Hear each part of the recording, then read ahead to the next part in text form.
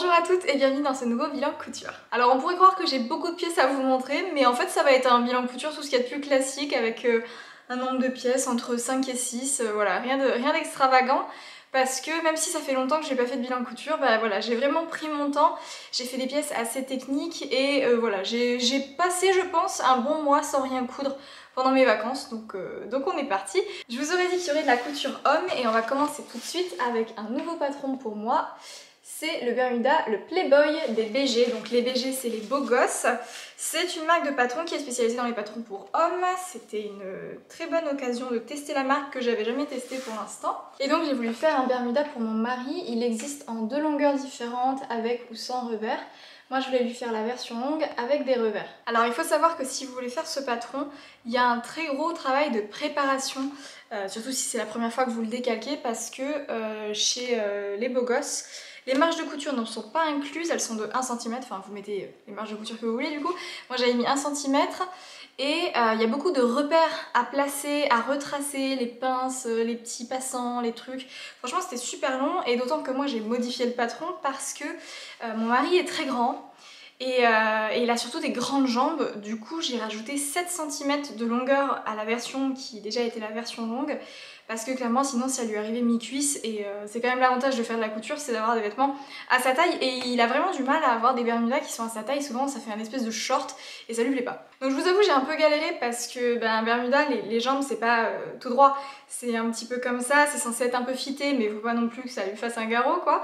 Et donc j'ai essayé de prendre mes repères en haut, à peu près au milieu de la jambe, de rajouter mes 7 cm et de rechoper les lignes de base pour avoir bien mon ourlet en bas. Enfin c'était tout un truc, mais à ce niveau là j'ai pas eu de problème pendant la réalisation et c'était pile bien au niveau du fit. Mais par contre j'ai eu une petite frayeur à la découpe, c'est-à-dire que j'avais pris 1,30 m de gabardine et en me disant voilà je prends pour la plus grande taille, parce que je lui ai fait une taille quoi, taille M, parce que je me suis fiée au tableau des mesures, taille M. Je trouvais ça un peu bizarre, parce qu'à aucun moment mon mari fait du taille M, mais pourquoi pas. Donc j'étais partie sur une taille M, mais sauf que comme j'ai rajouté 7 cm de longueur aux jambes, c'est pas rien sur les deux jambes, et c'est donc 4 fois à découper, vous voyez. Je suis tombée pile dans mes 1,30 m de tissu, j'ai dû vraiment faire super gaffe pour respecter mon droit fil, avoir le bon côté du tissu, donc la prochaine fois je commanderai 1,40 m pour être tranquille. Et donc je vous montre quand même ma version. Voilà ce que ça donne. Alors, j'ai pris une gabardine de coton, un petit peu stretch, chez Mondial Tissu, qui est de super qualité. Vraiment un top tissu, le bleu marine est bien profond, c'est vraiment un super tissu, je vous le recommande, et s'il est encore en ligne, je vous mettrai les liens comme d'habitude en description. Je suis un peu fière de ma réalisation, je dois dire. Alors, il y a pas mal de petits défauts et bon, j'ai pas fait de toile évidemment, hein, mais du coup ça aura été une toile puisque si je l'ai entre les mains, c'est que ça ne lui va pas. Je vous le dis d'emblée, je vais vous expliquer après pourquoi. Mais il y a beaucoup de points techniques sur ce vêtement. J'adore coudre ce genre de pièces parce que c'est plein de petites étapes très précises, assez bien expliquées, honnêtement le livret est pas mal. Et vous voyez vraiment la construction pièce par pièce. Tout prend sens, enfin, c'est hyper bien construit, honnêtement, c'est un super patron, il mérite sa bonne réputation. Voilà en gros l'idée. Faites pas attention au bas du pantalon du Bermuda, parce que je vais vous expliquer pourquoi c'est pas terminé. Mais voilà en gros le devant et le dos avec une petite poche passe-poilée ici. Tout simplement, voilà, version longue avec ourlet, plus 7 cm. Vous avez des pinces dans le dos, sur le devant, vous avez des petits passants à rajouter, que perso j'ai surpiqué des deux côtés, je trouve que ça faisait vraiment pro. J'ai mis un bouton que j'avais dans mon stock là pour le fermer, une braguette à l'intérieur qui est bien expliquée, mais pour moi il manque un truc. Il y a aussi des poches sur l'avant qui sont très bien montées. Vous voyez que j'ai utilisé un petit tissu contrastant que j'avais dans mes chutes, je l'ai utilisé donc là, je l'ai utilisé à l'intérieur pour doubler la ceinture. Faire les sacs de poche, j'ai gancé, ça c'est vraiment bien fini. Toutes les coutures à l'intérieur, les détails, tout est gancé. Donc c'est pas un surjet, vous pouvez faire un surjet si vous voulez. Mais on vous propose de gancer avec du biais, donc j'avais fait mon biais dans le même tissu. Et j'ai aussi fait la soupate dans ce tissu-là. Alors, j'ai un petit souci ici. Parce que, alors, soit j'ai mal compris, enfin c'est sûr que j'ai mal compris. Mais je crois que je me suis gourée. Enfin, en fait, le problème c'est que j'ai toujours pas trop compris mon erreur. Enfin, je pense que si je relis bien les explications, mais... Donc, hop, vous avez la braguette qui est ici. Voilà. Sauf que ma soupate, elle devrait pas se balader comme ça. Alors ça protège, hein, ça fait le job, mais déjà elle n'arrive pas jusqu'en haut. Et ça, je pense que c'est normal dans le patron, mais moi ça me gêne. Parce que j'aime pas et j'aime bien quand c'est pris dans la ceinture. Sauf que la ceinture de ce modèle-ci, c'est une ceinture, vous voyez, qui n'est pas rapportée. Ça fait partie de la pièce principale au départ. Vous venez juste y coudre la parmenture de ceinture que vous venez rabattre ensuite à l'intérieur et vous surpiquez. Moi je préfère quand les ceintures sont rapportées. Tous les bas que j'ai fait comme ça avec des braguettes, c'était toujours une ceinture en plus, ce qui fait qu'elle est plus longue normalement que le vêtement et que ça c'est pris en sandwich dans la ceinture. Et du coup la ceinture passe par en dessous et ça donne plus de marge de manœuvre pour rattacher et adapter en fait le tour de taille. Donc c'est une certitude que dans la prochaine version, je ferai une ceinture rapportée pour être plus à l'aise et surtout ça aura pour effet de relever la ligne de taille parce que je trouve que le Bermuda, ou alors c'est mon mari qui a mal foutu, j'en sais rien, ça tombe un peu taille basse. Parce qu'en fait, mais je pense que c'est parce qu'il est grand aussi, en gros, si je veux pas que la fourche lui rentre comme ça dans les fesses et le compresse on va dire, il faut vraiment qu'il le porte taille basse et c'est pas forcément très joli, surtout s'il veut rentrer son polo à l'intérieur. Je pense qu'il serait plus à l'aise avec ça de plus et ça ce serait la ceinture rapportée en gros. Quitte à rajouter aussi quelques centimètres au haut du vêtement pour que la fourche soit plus basse. Une chose que j'ai beaucoup aimé sur le patron, c'est que les coutures latérales ici, vous venez surpiquer la marge de couture, donc déjà ça la maintient et ça rend le vêtement très très solide, en plus d'avoir une finition assez pro. Je trouve ça vraiment sympa. J'ai un petit peu galéré, mais ça c'est un truc que je galère toujours. Faire la surpiqûre là, qui forme la braguette, comme ça, et qui permet de maintenir normalement la soupate. Je m'y suis reprise à 2 fois parce que j'ai toujours peur de taper dans la fermeture et mais bon, bleu sur bleu honnêtement on voit rien et on vous fait faire un point de bourdon ici sur le côté. Vous savez, en gros vous repassez plein de fois, ça permet de solidifier. J'ai été un peu timide je pense parce qu'on le voit quasiment pas alors que ça donne un effet encore très pro, très commerce. Donc la prochaine fois j'irai franco et je ferai un bon gros point de bourdon à ce niveau là, je pense que vous verrez. Autre point technique que je n'avais jamais fait jusqu'à maintenant, c'est la poche passe-poilée dans le dos. Alors il y en a une seule sur la poche droite. C'est une vraie poche, hein. Vous avez un sac de poche qui descend comme ça à l'intérieur. Même si moi je lui interdis de mettre des trucs dans ses poches arrière parce que ça détruit tout. Sauf qu'il me fout son énorme portefeuille là, déjà ça fait des fesses moches et surtout ça abîme tout. Donc je pense que la prochaine fois, soit j'en fais une fausse qui ne s'ouvre pas, soit j'apprends à mieux les faire parce que déjà je me suis gourée. Normalement il ne devrait pas y avoir cet espace là. En soulevant on devrait directement tomber sur ça. Alors eux ils ont un vocabulaire un peu spécial. Ou alors c'est juste parce que j'étais jamais arrivée au point de faire une poche passe-poilée, mais j'ai un peu eu du mal à comprendre et du coup j'ai fait une erreur au niveau de l'endroit où découper ou l'endroit où coudre, je sais plus. Et je crois que j'ai compris pour la prochaine fois, faudra que je réessaie. Mais voilà, en fait, juste pour ça j'aurais dû faire une toile, pas de tout le vêtement, mais juste m'entraîner à faire une poche passe-poilée avant sur une chute de tissu. Parce que je sais pas, moi je me suis lancée là-dedans, ok je vais suivre les explications et du coup je me suis gourée, mais c'est pas moche hein. C'est pas moche, c'est solide, c'est juste que du coup on en va avoir tendance si ça bouge à plus voir la doublure alors que ça devrait complètement le cacher, mais c'est pas dramatique hein. Et alors tout en bas j'avais fait les revers mais je les ai pas fixés, là vous voyez que c'est tout, c'est accru et c'est juste préformé parce que je ne vais pas le garder pour mon mari vu que ça ne lui va pas. En fait, c'est trop petit. D'une manière générale, le vêtement est trop petit, donc c'est vraiment un problème de taille. Évidemment que j'aurais dû lui faire la taille L, parce qu'à aucun moment dans sa vie, mon mari fait du M, ni en haut, ni en bas. Mais je me suis dit, je vais me fier au tableau des tailles, parce que c'est toujours ce que je fais. J'essaie jamais de faire ma tête brûlée en disant non, mais je sais que je fais telle taille dans tous les patrons, c'est pas vrai. Donc surtout que là c'était un tableau détail qu'ils ont rajouté a posteriori dans le patron parce qu'ils l'ont mis à jour. Je me suis dit waouh, ça doit être aux petits oignons le truc, et pas du tout en fait, c'est trop petit. C'était un peu compressé de partout, plus ça qui faisait très taille basse.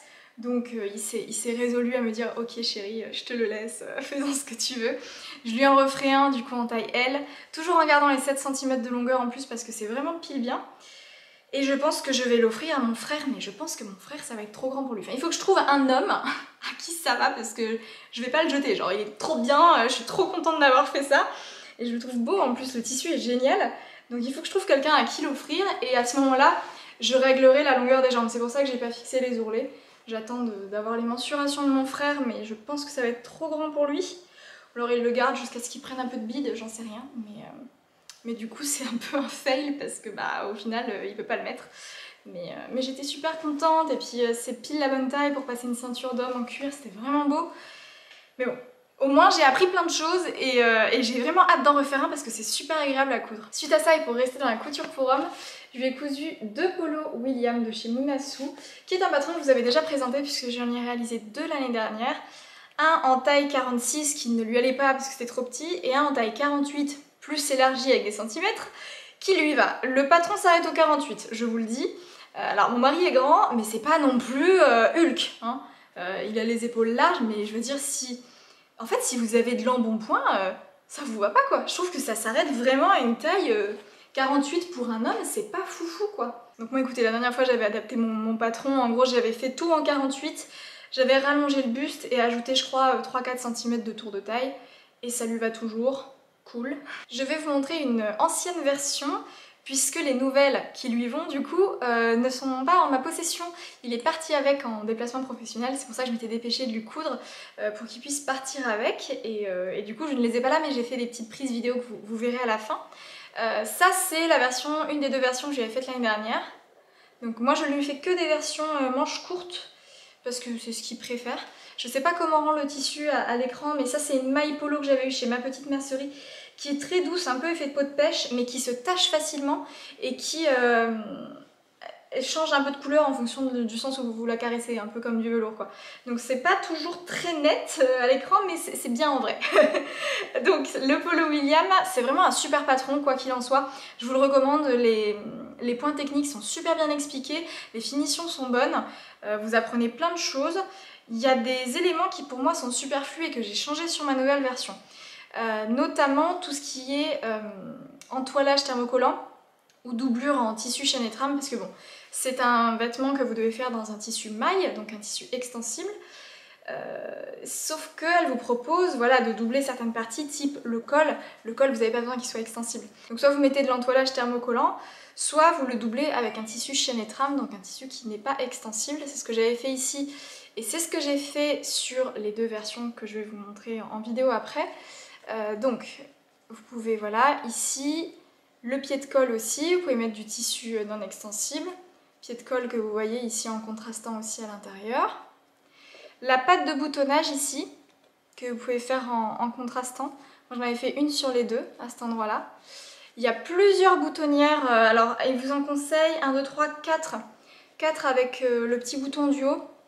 Sur les polos du commerce, il y en a 2, voire 3 grands max. Donc là c'est chouette puisque vous pouvez mettre plein de boutons. Après honnêtement je pense que 1, 2 et 3 boutons ce serait suffisant. Donc tout ça pour moi ça a vraiment du sens à ne pas être extensible parce que c'est ce qui donne la structure, ce qui est pas censé bouger en fait. La patte de boutonnage est super bien expliquée dedans. Mais par contre on vous propose aussi d'entoiler les bracelets de manche. Mais en fait ça empêche que ce soit élastique. Et sur cette version-ci qu'il porte assez souvent, il est bien dedans, mais il m'a dit c'est vrai que au niveau des bras, c'est quand même embêtant de sentir que ça suit pas le mouvement. Parce que bah, si vous faites ça quoi, ça serre. Ça serre et c'est pas agréable et je le comprends en fait. Donc sur les nouvelles versions, j'ai fait le bracelet de manche dans le même tissu que le tissu principal, en n'entoilant rien du tout, pour que ça reste extensible. J'ai réduit un petit peu la taille du bracelet pour que ça resserre un petit peu et que ça ait du sens d'être extensible.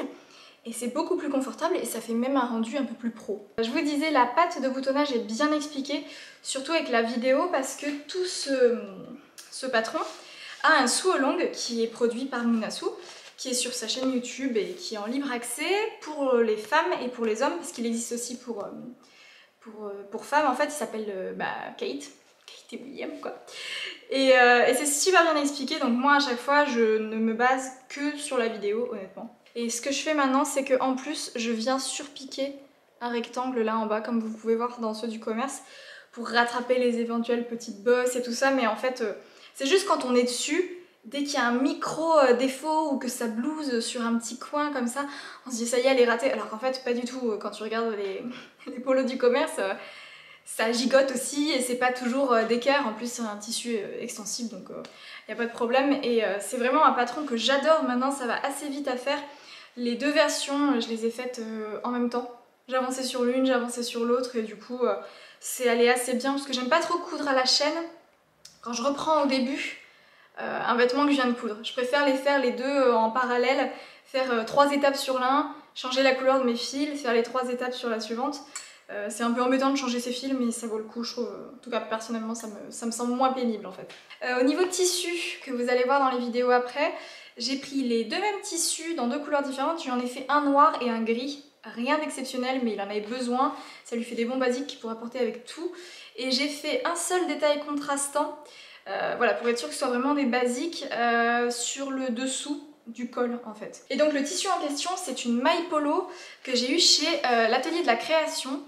C'est la première fois que je commandais chez cette marque, chez ce revendeur, et j'adore leurs tissus, ils sont d'une super qualité, c'est livré très vite. Pour que je vous dise qu'en Corse ça livre vite, c'est que chez vous, je pense en une demi-heure c'est chez vous. C'est super, je trouve qu'ils ont vraiment des beaux tissus. J'ai testé que ce tissu là, donc je sais pas si la qualité est égale surtout, mais en tout cas c'est une bonne expérience. Et depuis d'ailleurs j'ai recommandé de la laine chez eux, parce qu'ils vendent aussi de la laine. Et pareil, j'ai pas été déçue, donc je pense que je vais commander de plus en plus souvent chez eux.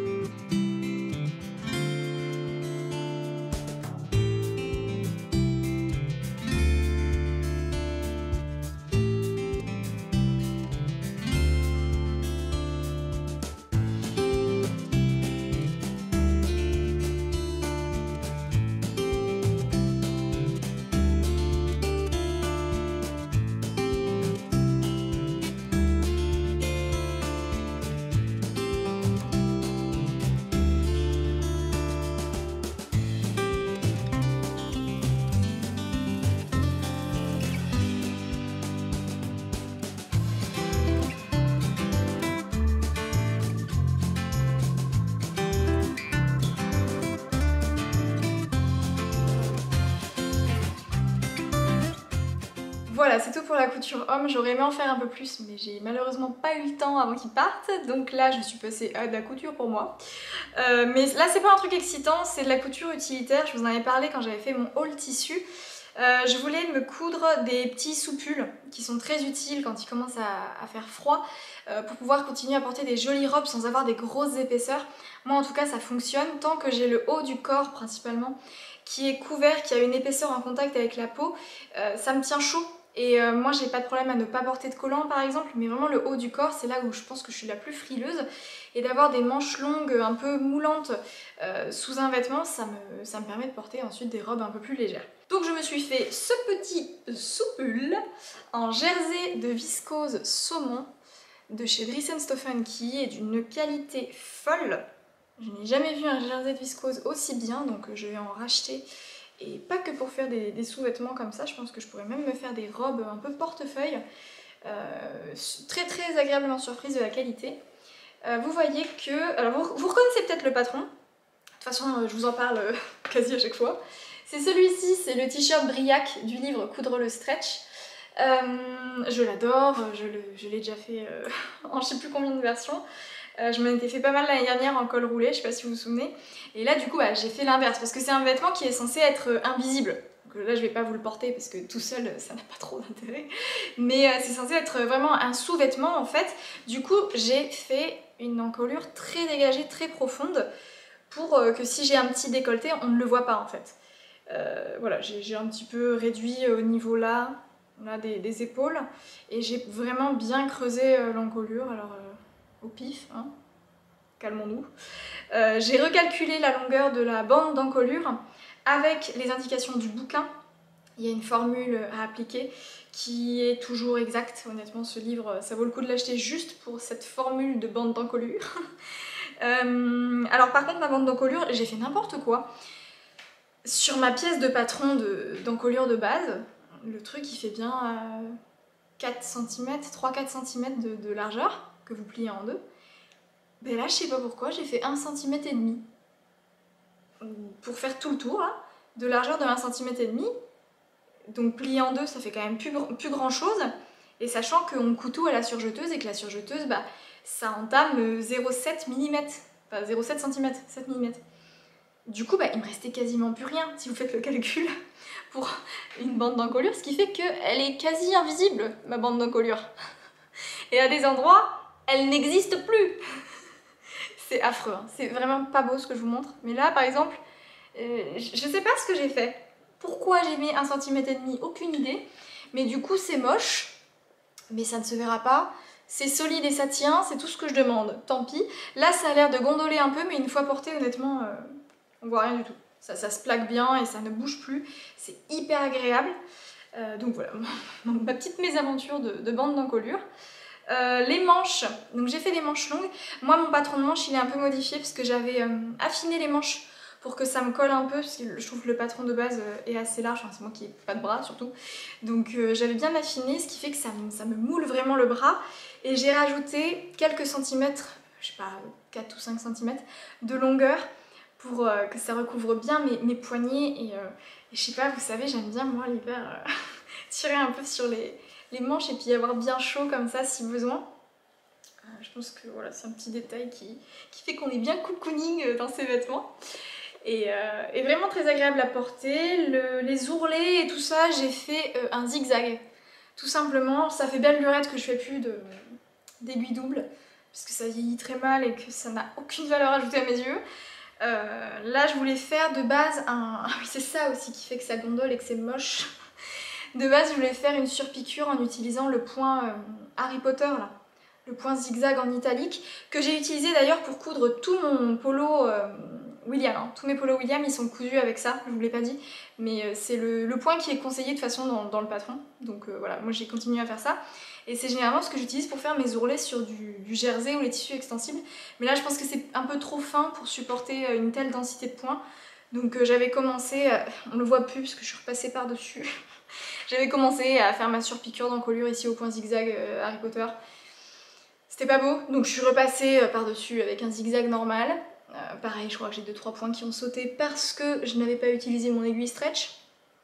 C'est le vêtement de tous les interdits, vraiment. J'ai fait n'importe quoi.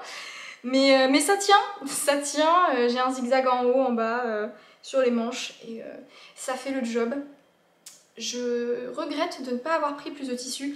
J'avais pris, je sais pas, 1m20 je crois, 1m50. Et je m'étais dit que je pourrais en faire au moins 2 dans 1m50, alors que pas du tout. Pas du tout. Surtout avec des manches longues. Donc j'en ai fait un en entier. Mais c'est joli en vrai, hein. Moi j'aime bien. Et du coup dans les chutes, parce qu'il me restait une grande chute, mais que en bas, de genre ça de hauteur. Et du coup j'ai fait un bandeau. Je vous le montre, voilà. Un bandeau tout simplement, donc c'est un grand rectangle de jersey aussi, que l'on assemble sur un côté, ça nous fait un tube. J'ai fait l'ourlet en haut et en bas, au point zigzag, juste un simple rentré. Et du coup, bah, ça fait ça. Et ça permet de le mettre aussi sous des vêtements. Ça tient chaud, mais surtout, c'est si je veux mettre quelque chose de blanc. Parce que moi, je porte facilement aussi des chemises blanches ou des choses comme ça en hiver. Et quand on a un sous-vêtement qui va avoir tendance à se voir parce qu'on n'a pas toujours son soutien-gorge chair ou rouge à mettre en dessous du vêtement blanc, et bien ça permet d'avoir une opacité vraiment à ce niveau-là, que ce soit par-dessus un soutien-gorge ou pas d'ailleurs, parce que moi je mets pas toujours soutien-gorge, et puis ça lisse un peu aussi, c'est pas plus mal. Et c'est une bonne manière d'utiliser ces chutes de jersey. Donc ces deux cousettes qui sont pas très jolies, qui sont pas excitantes, mais que je suis certaine de porter. Et cette couleur de saumon, je pense qu'elle va être vraiment bien discrète sous les vêtements. Donc c'est sûr que j'en rachèterai pour me faire au moins un deuxième comme ça à manches longues, parce que je me connais et typiquement ce genre de couture c'est vraiment très très utile. Un dernier vêtement qui est peut-être un peu plus intéressant à vous montrer, c'est cette robe de chez McCalls, donc c'est la M79-69. que j'ai acheté récemment quand il y avait des promos chez patrondecouture.com qui distribuait les patrons McCalls. Et je vous avais montré un petit peu sur Instagram ce que j'avais acheté. Et je trouvais que ça faisait vraiment une robe d'automne un peu sympa. Moi j'aime beaucoup porter à l'automne et en hiver des robes pour le coup plutôt courtes, alors que l'été je porte quasiment que du long. Mais des robes courtes mais amples avec une paire de bottes. Je trouve que c'est un style un petit peu années 70 et je trouve que c'est flatteur en fait. Ça bouge mais on a quand même chaud.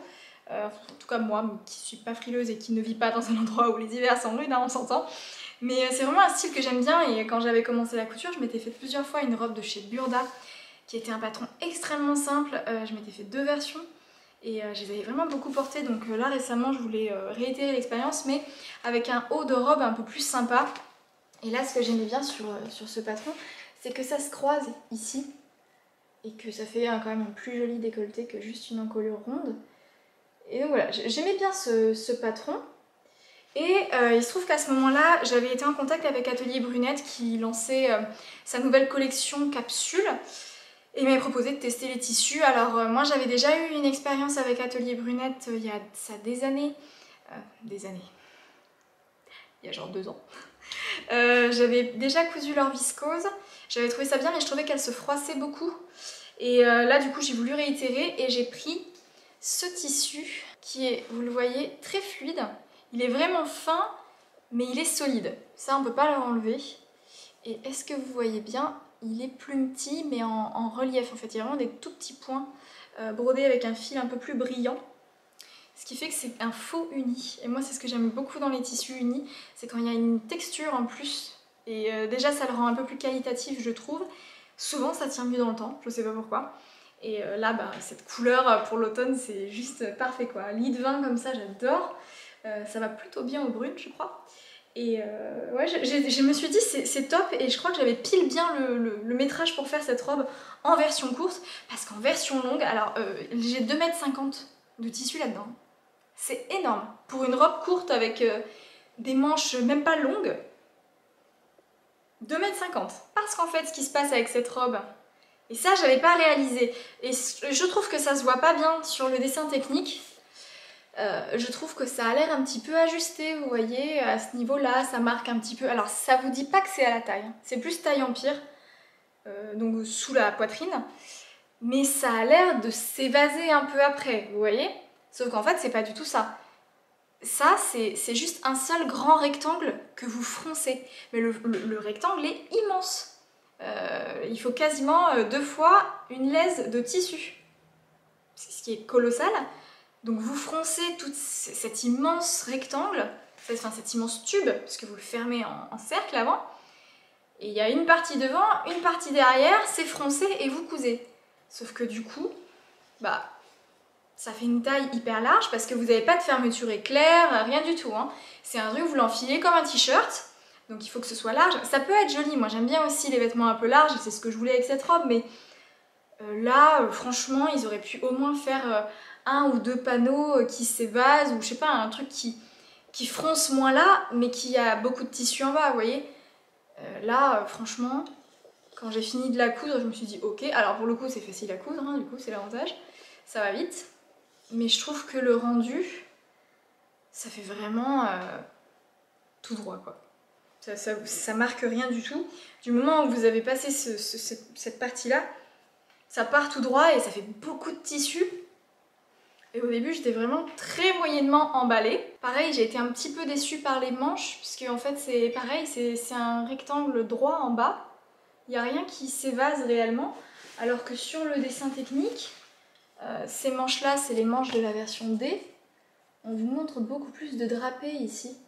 Et je trouve que ça ne retranscrit pas du tout en réalité, quoi.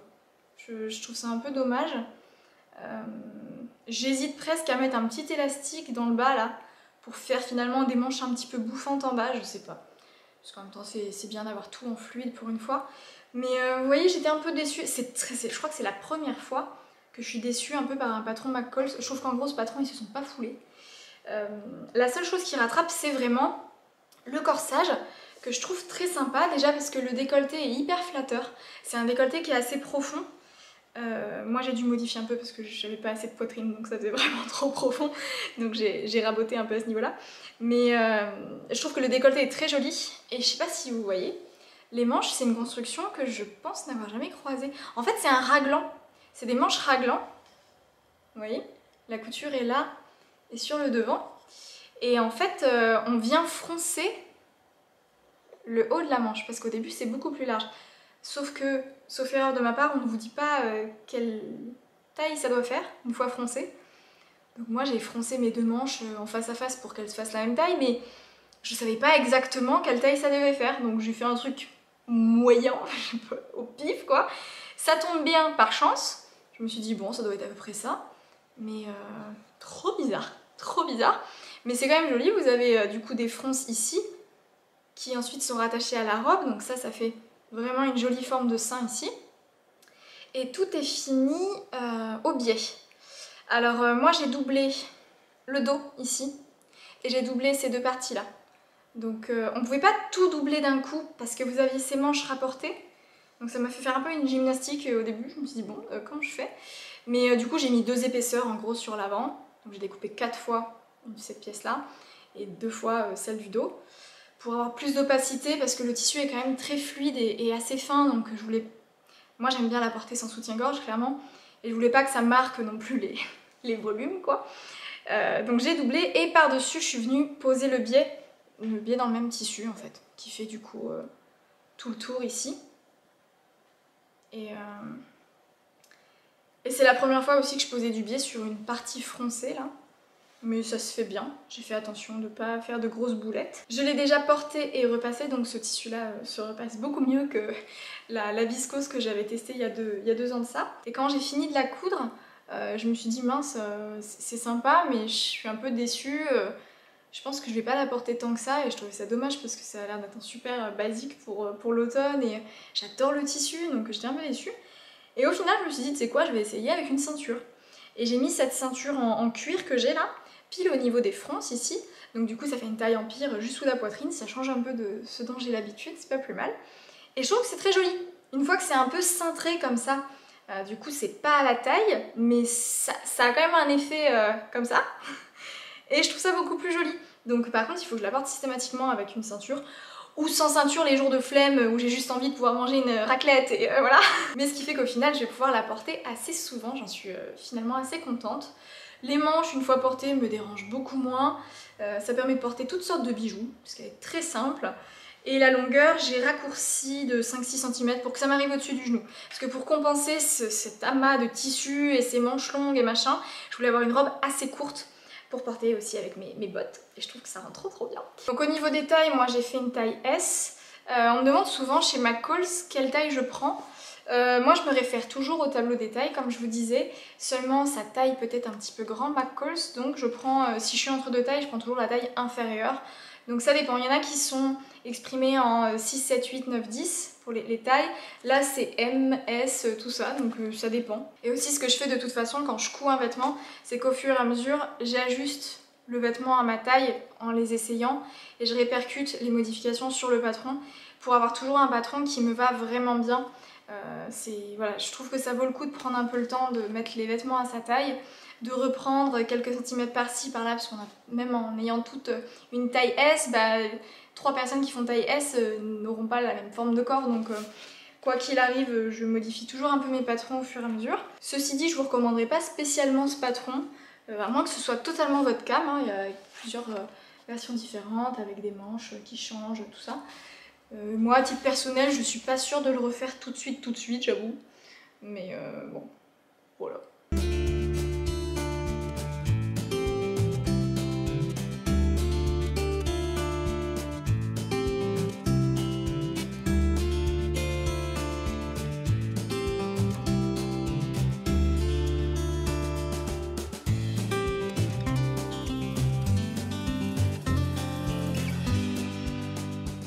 Pour finir avec la couture, je vous montre un accessoire que j'ai cousu hier. C'est une pochette d'ordinateur. Voilà, tout simplement. Mon ordi est à l'intérieur, donc c'est assez lourd, mais ça permet de vous montrer la forme portée, on va dire. C'est une pochette que j'ai réalisée en suivant un tuto de Roserie Apparel. Je ne sais pas si vous connaissez cette chaîne YouTube. Elle est détenue par une Australienne qui a aussi sa marque de patrons et de vêtements qu'elle coud elle-même. C'est une chaîne qui est très agréable, moi je vous la recommande. J'avais beaucoup appris de choses en regardant ses vidéos, en la regardant en faire quand j'ai commencé à apprendre la couture sur internet. Et vraiment, enfin voilà, elle fait vraiment des vidéos intéressantes, elle recrée des vêtements qu'elle voit sur Instagram. C'est des vidéos qui sont assez courtes généralement, enfin assez courtes. Ouais, entre 10 et 20 minutes. Et c'est très bien monté, la palette graphique est jolie, enfin vraiment c'est super agréable. Et récemment elle avait posté une vidéo dans laquelle elle montrait 3 ou 4 projets à réaliser en moins de 30 minutes, dont cette pochette d'ordinateur. Ça tombait bien parce que j'en avais pas et que je trimballe quand même pas mal mon ordinateur. On se fait des séances de télétravail avec mes copines parce qu'on est plusieurs à travailler chez nous, donc une fois par semaine à peu près on se rassemble le matin et on bosse chacune sur notre ordi au même endroit, enfin, bref. Donc je trimballe mon ordi et j'ai pas de pochette à sa taille, donc j'ai voulu en réaliser une. Vous voyez, ça tombe pile bien avec les mesures qu'elle nous donne dans le tuto. J'ai vraiment suivi à la lettre et ça tombe nickel. Elle est intégralement doublée, voilà, vous avez une grande fermeture. J'ai utilisé plusieurs tissus, il y en a 3 différents en fait. Mon tissu principal que j'ai très légèrement matelassé, vous voyez, c'était histoire de maintenir un peu le truc, parce que de toute façon il est imprimé Vichy rouge et blanc comme ça, donc on n'aurait rien vu. C'est un rideau que j'ai trouvé à la recyclerie, un rideau assez épais, donc je me suis dit que ce serait super et assez résistant pour un accessoire. Qui était un rideau avec un petit trou à un endroit et quelques taches sur un côté. Il y avait beaucoup de tissus exploitables, donc je l'avais acheté quand même parce que je trouvais qu'il était vraiment bien et d'une super qualité. Il m'en reste un petit bout d'ailleurs, donc voilà. Sur l'avant j'ai fait une petite pochette plaquée comme ça, dans une broderie anglaise que j'avais achetée chez les Coupons de Saint-Pierre. Vous reconnaissez, c'est le tissu de ma robe de secours de mariage. Donc voilà, petite pochette pour ranger le disque dur et tout ça. Et à l'intérieur, c'est doublé avec ce tissu blanc qui est en fait mon erreur d'achat chez Mondial Tissu l'autre jour. Enfin, mon erreur. C'est leur erreur. En fait, c'était vendu comme une maille polo. D'ailleurs, vous voyez sûrement, ça fait comme un espèce de piqué de coton là. Sauf que c'est pas de la maille du tout et que c'est pas extensible. Enfin bref, vous avez tout raconté sur Instagram. Et j'avais quand même gardé mon tissu puisque je l'avais pas renvoyé, bref. Et en fait, je m'en sers pour faire des doublures parce que c'est super doux néanmoins. Super doux, c'est assez résistant, c'est blanc, ça fera des doublures parfaites pour tout un tas d'accessoires et de vêtements d'ailleurs. Et du coup ça tombait super bien, je suis vraiment contente de l'avoir utilisé pour ça. Et ça protège bien mon ordinateur puisque il y a une épaisseur sous le tissu principal, c'est pour ça que j'ai matelassé, avec de la watine en rouleau là. Il m'en restait un petit bout que j'avais acheté à mercerie ici. Et franchement, on sent qu'il est bien protégé quand je le cogne sur la table ou quoi, ça fait pas un bruit bizarre, vous voyez, donc vraiment c'est une couture utile. Moi ça m'a fait du bien de me laisser porter par un tuto aussi bien présenté en plus. Donc voilà, j'ai suivi à la lettre, c'était très relaxant. Ça me fait un objet très utile, parfaitement fonctionnel.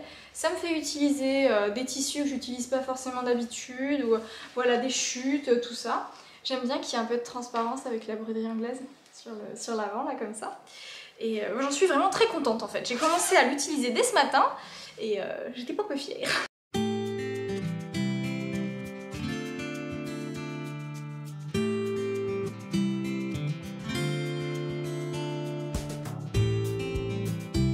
Voilà, c'est tout pour la couture. Je termine avec une petite partie tricot.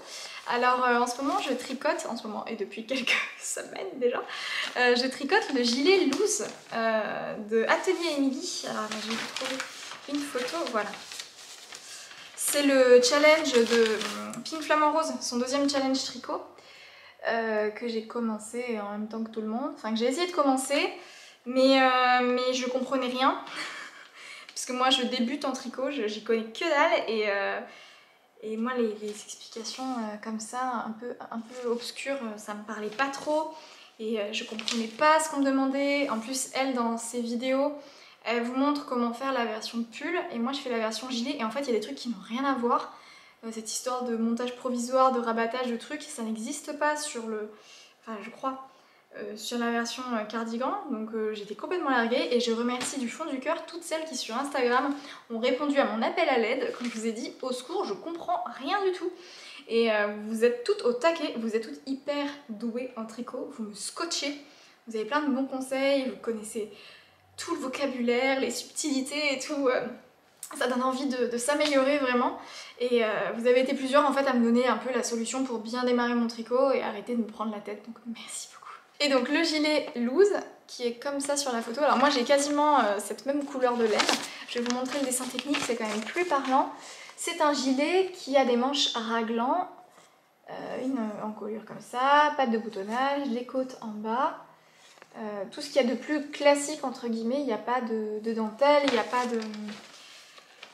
de torsade ni rien, donc c'est pour ça que j'étais un peu vexée aussi de galérer autant dès le début quoi. Et voici un peu où j'en suis. Alors il est pas mal avancé, mais ça fait une plombe que je suis dessus. Hein. Moi le tricot honnêtement c'est le truc qui passe en dernier dans mes priorités, dans mon emploi du temps et tout ça, c'est vraiment le truc que je fais quand j'ai fait tout ce qu'il fallait que je fasse sur ma to-do en gros. J'ai déjà la couture qui me prend beaucoup de temps et avec laquelle j'ai beaucoup d'impératifs, donc le tricot je me fous zéro pression, je suis toujours à la ramasse pour les challenges, les trucs, je suis la dernière en date quoi. Mais c'est vraiment pas une priorité pour moi, j'ai envie de m'améliorer mais j'y vais mollo et quand j'ai le temps quoi.